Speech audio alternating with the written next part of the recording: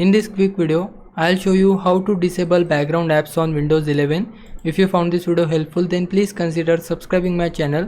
Also like this video. So to disable background activity of any app, it is very easy in Windows 11. For that we just need to click on our Windows icon.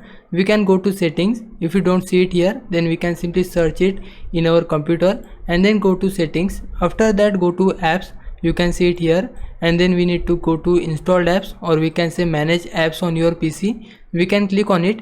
Here you will find all the apps which are installed in your computer, and we can simply change the background activity settings for each app from here. So suppose I want to change background activity of camera.